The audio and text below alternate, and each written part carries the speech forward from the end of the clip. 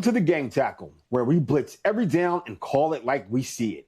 I am Donji Young, alongside Brandon B-Trill, Cottrill, and Dylan Schatzel. And today, we've got a loaded show. We're talking power shifts across sports, leagues losing touch with their audience, and how money is starting to outweigh the product. And later, I've got a flag on the play that might shake things up just a bit because we're talking WWE and it is WrestleMania weekend. So, without further ado, let's get into it. And let's start today's episode with our opening drive. Across sports right now, there's a trend. More expansion, more pricing, more business moves. But let's focus on the fans' experience. Are leagues starting to lose touch with their core audience? And Trill, I want to bring this one to you. When you look at ticket prices, access, and the overall experience, are fans starting to get priced out? Yeah, prices have always been a big problem with sports. I mean, you can start with, obviously, the jerseys. The jerseys, you look in the shop, and they're at least $100. If you're getting the official ones, you're talking about possibly $300. But then you go to the game, ticket prices, stadiums, they're rebuilding, they're doing remodeling. Right now, I'm an hour from Buffalo. I used to get cheap tickets, Buffalo Bill tickets under $100. Not anymore. They just built that new $1 billion stadium. I'm probably not going to find tickets under $300 for the nosebleeds. So right there, that's taken a huge impact in my pocket because I'm not a Bills fan, but I go to those Dolphins games every year. I'm at least seeing one game an hour away from my home, and now I got to dig deeper in that pocket. But even the concession stands, those are going up, but they're getting craftier and trying to do different things. At least baseball always has. But it's the fan experience. They're trying with the remodel of the stadiums, but then again, you got to dig deeper in the pocket. So it's kind of a balancing effect, but right now, yeah, prices are not fan friendly. So, no, they are not. So, Dylan, let me ask you this: at what point does growth turn into greed? And which league do you think is closest to crossing that line? Because right now, there's a difference between growing the game and just cashing in on it. Yeah.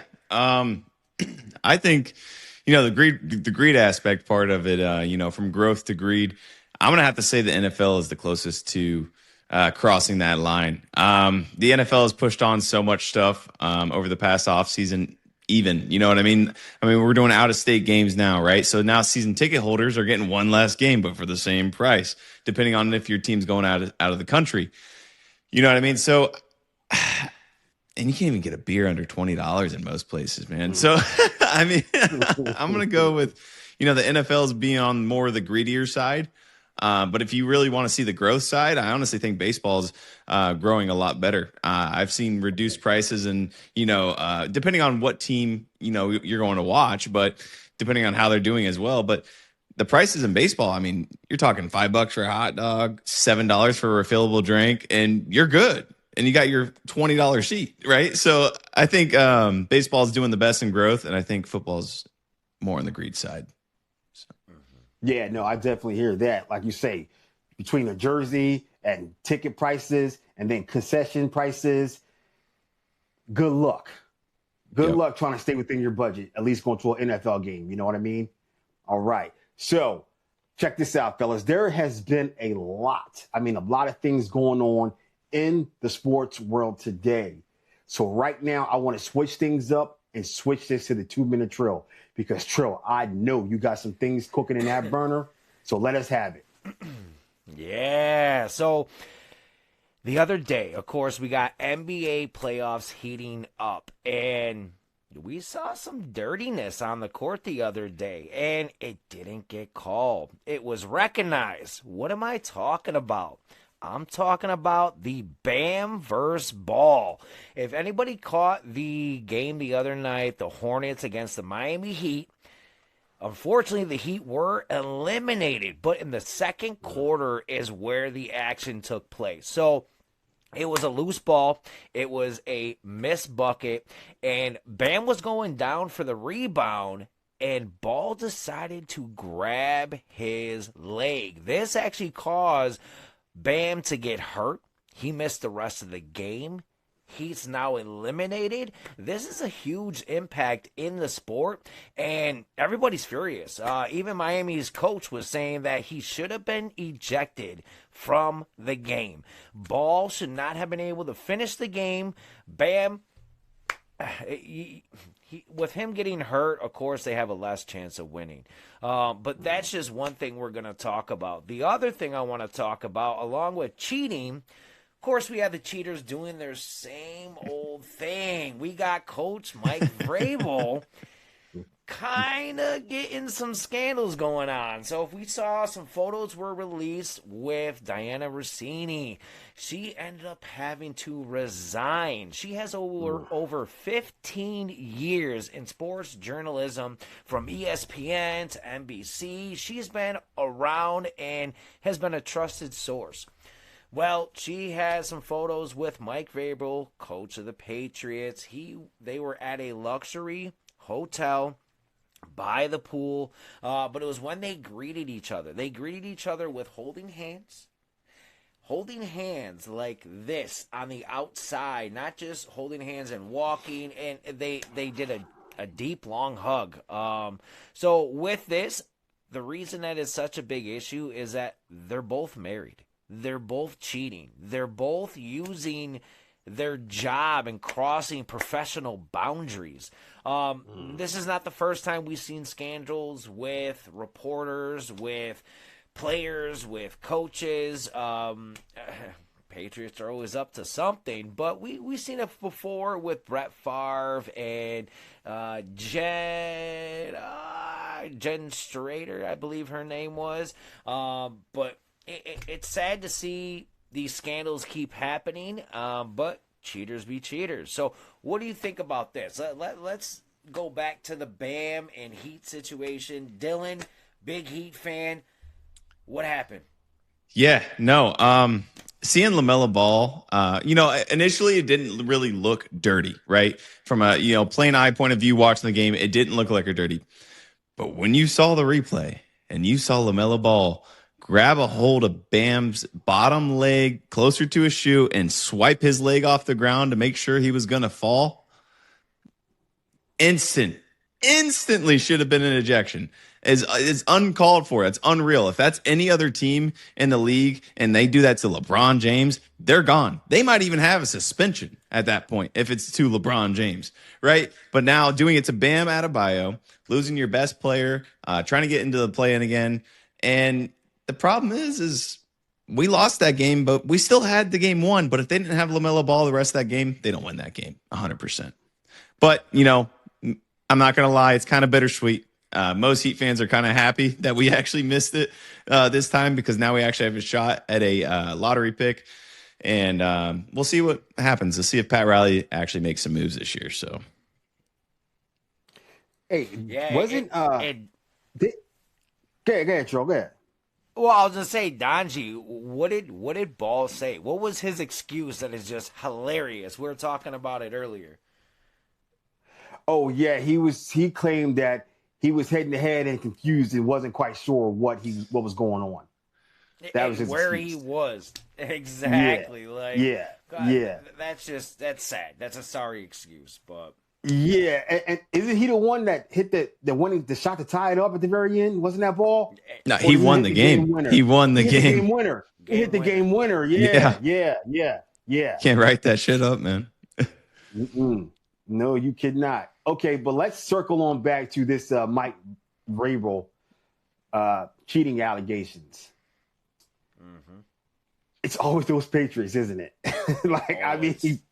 It is Always. always the Patriots getting caught in scandals one way or another, and it's always involving cheating, it seems. Now, so Diana was forced to resign. What's the consequences for Mike Vrabel? No accountability for him? Weren't you saying something about him not showing up to to a press conference he had today or something? So it was reported that he did not have his press conference that was supposed to be held for a pre-draft press conference. So he just probably didn't want to hear from the media. He's not ready for that heat. Yeah, he didn't want to deal with the questions. Didn't want to deal with the tough questions. Yeah, we all know what would happen if the Dolphins coach did that, but it's all right. It's fine. I mean, we'd lose another first round pick, but it's all right. We won't. Where's the accountability? That's all. I don't know, man. It just kind of rubs me the wrong way. You know what I mean? Like, again, these are what so-called allegations. We don't know what happened 100%. But if she's resigning, like, why? If you did nothing wrong, why are you resigning? You know what I'm saying? Like, that right there is it isn't, but it kind of is an admission of guilt. It is. Something is wrong to make you resign. Hey, maybe she saw the coaches meeting photos and saw the way Vrabel was sitting, say she needed some of that. I don't know.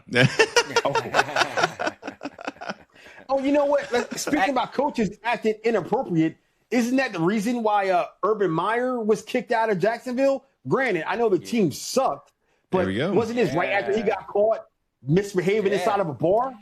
Right? Yep, because he had a young woman sitting on his lap, I believe it was, or his arm was around her. They were at least they were close. They were close. So my question is, why is there always a double standard when it comes to the Patriots? Yeah, because their owner's dirty too, man. I mean, wait. You mean the guy that got caught in the massage parlor? That guy? Yeah. Okay. Yeah. Now teacher's it's all pet. starting to make some sense. They're good. They're Goodell's teacher's pet. You know. Yeah. You know what? Let's just move on. Okay, we can talk about this thing forever. Yeah, let's just move on. All right. Oh my goodness. So Dylan, the draft is right around the corner.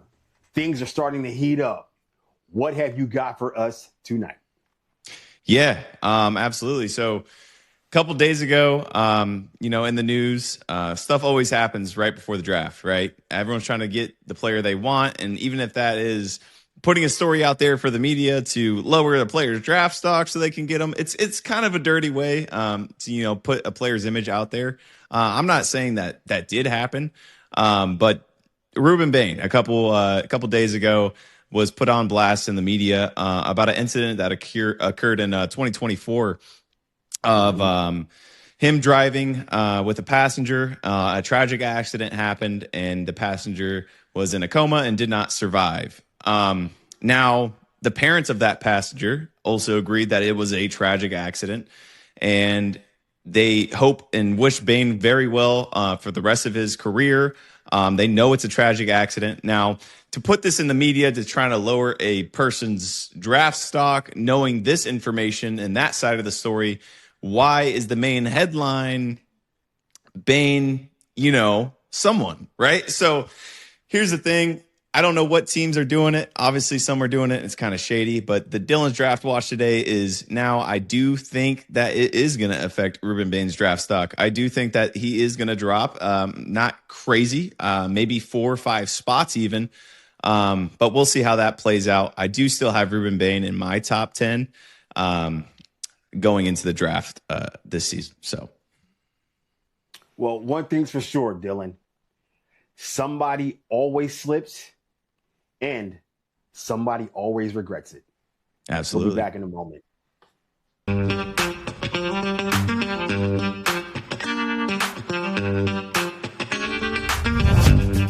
What's up, wrestling fans? I'm sure you're all aware that WrestleMania 42 is happening this weekend. And we've got a flag on the play for you. Let's not dance around this one, because what's happening right now is exactly how you lose your audience. We're talking about WWE, and I'm going to say what a lot of wrestling fans are already thinking. TKO Group Holdings is slowly killing this company. Not financially yet, but spiritually, creatively, and culturally, absolutely. Because the moment TKO took control, WWE stopped feeling like a wrestling company and started feeling like a corporate asset, a product, a portfolio piece, a cash machine. And the evidence is right in front of you. WrestleMania is back in Las Vegas for the second year in a row, which hasn't been done since 1989 when Mania was held in Atlantic City again after doing so the year prior. Wow, 1989. Because last year made a lot of money, you break a 36-plus year tradition. Not because it was best for the fans, not because it protected the prestige of the event, not because it made WrestleMania feel special. You did it because it made money. And now ticket sales are down because the fans can feel it. They can feel when the magic is being replaced by greed. They can feel when shareholders make wrestling decisions. And then comes the news that WrestleMania is going overseas to Saudi Arabia, the biggest WWE event of the year, the Super Bowl of the entire wrestling industry, being exported overseas because somebody offered a bigger check. That right there tells you everything. WrestleMania is no longer sacred. It is no longer about tradition. It is no longer about the fans who built this company. It is about monetization. Then you add the rumors that Triple H may be getting pushed out, the one man fans trusted to protect wrestling from becoming this exact thing. The man who has made the product feel important again. The one man who restored credibility to creative. Now, all of a sudden, he has smoke around him. Interesting timing, though. Because the Triple H is forced out, then let's call this what it is. A corporate takeover of professional wrestling by people who do not understand what made the business work in the first place. TKO thinks wrestling fans are just customers. That will consume whatever they sell us. That will just keep showing up no matter how much they commercialize the product. They are wrong. Wrestling fans are not loyal to corporations. We are not loyal to product. We are loyal to the stories, to the moments, to the people who understand the business. And if you strip that away, if you corporatize this thing to death, if you force out the wrestling minds in favor of boardroom executives, then you will kill the very thing you paid billions to acquire. So no, I'm not overreacting. I'm watching one of my favorite forms of entertainment being hijacked by suits who see wrestling as numbers on a spreadsheet. And for that, TKO, you have committed a penalty, thus earning you a flag on a play. We'll be back in a moment.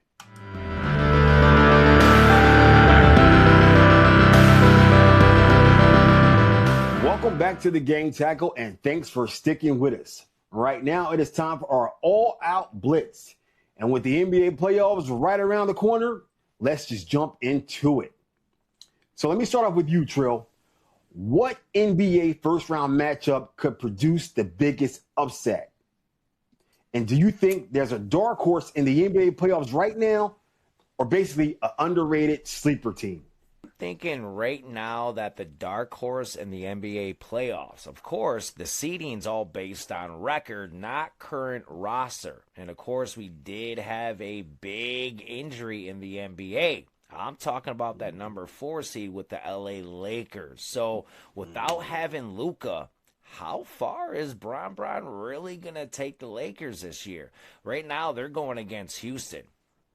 We'll just have to wait and see how big that Luka injury impact is. Yeah. Trill, you bring up a good point. So, Dylan, let me ask you this, okay? Can LeBron carry this version of the Lakers one more time? I mean, at his age, with all the injuries piling up around him, does he still have one more deep playoff run left in him? I think the real question we should be asking, does Austin Reeves has what it takes to help the Lakers win? I think LeBron's too past his time. I do think LeBron is still, throwing it out there and all that, but it's not a one-man show, man. And I don't think he has it in him for it to be a one-man show to run the rest of this team. So for the Lakers to end up winning that series, they're going to need a lot of help from Reeves, a lot of help on the bench, because Kevin Durant, I still think, is playing best ball of his life. So, Yeah. I mean, if I had to pick between that series, I'm going with the Rockets, to be completely honest with you. But Yeah. we'll see. We'll see how it pans out. You never know. Bron's mysterious. Yeah, and if I'm not mistaken, AR is still hurt. Yeah. Yeah, so it has to be a one-man show where it's definitely a no-go. What do you mean? Bronny's going to come off the bench. All right, so you know what? Okay, let's stick with these Lakers, okay? So if the Lakers do flame out, who gets the blame, right? Will it be LeBron? Will it be the front office? Will it be coaching? Or will it just be because of all the injuries? The easy fallback is just to say the injuries. But, of course, I mean, you can obviously point in each of those directions. I have to say the injuries just because I keep bringing it up. It would be a completely different team if Luka was still there. Yeah. I think we should ask LeBron James that, you know what I mean? Because he's the coach, the owner, and the best player on the team all in one, right? So, I mean, hold on, to be honest, I don't know. Will you stop? I don't know. Yeah. Stop with that narrative, man. Come on. Bro, you can't tell me. You cannot tell me if it was the coach or as a certain player, they're not shipped out tomorrow if LeBron said it. I don't think he holds that much weight anymore, man. Oh, come on. I think if anyone was to get shipped out, it would probably be him. If LeBron said, I don't want him on the team anymore, that dude's packing his bags the same night. I'm telling you, man, I think it's different now. I know years prior, yeah. But it's like you said, man, the Lakers right now are built around Luka and AR. Yep. You know what I mean? Now, don't get me wrong, LeBron is still LeBron. Like but he's third man. You know what I'm saying? I don't think he has that power to be like, this guy doesn't work, let's get him out of there. They're like, how about you go? Can you say that about LeBron? Like, and I take my talents to my couch. Yeah. So yeah. I'm looking right now with that series, the previous 3 matchups. Houston won 1 out of the 3. Of course, that was when Luka was healthy. But that one win was on Christmas Day. Final score, 119 Houston, LA 96. They blew the doors off of them. All of LA's wins against Houston, it was within 10 points, 8-point games in both games. So right now, with Luka not being there, I say Houston takes that series. Yeah, I am inclined to agree with you on that one. So I guess that makes it unanimous, right? Houston? Well, I mean, Houston wins the series. I don't think they win. We're not saying. Yeah, I was about to say. We're not going beyond that. We're talking about Lakers-Houston series. That's Houston all day. Yeah. Take my money. Yeah. Yeah. That's simple. All right. And we're going to leave it here. All right. So that's going to do it for this episode of the Gang Tackle. For B-Trill, for Dylan, I am Donji, reminding you to never let the pressure get to you. Be the one who applies it. And for that, blitz every down. We'll see you next time. 1, 2.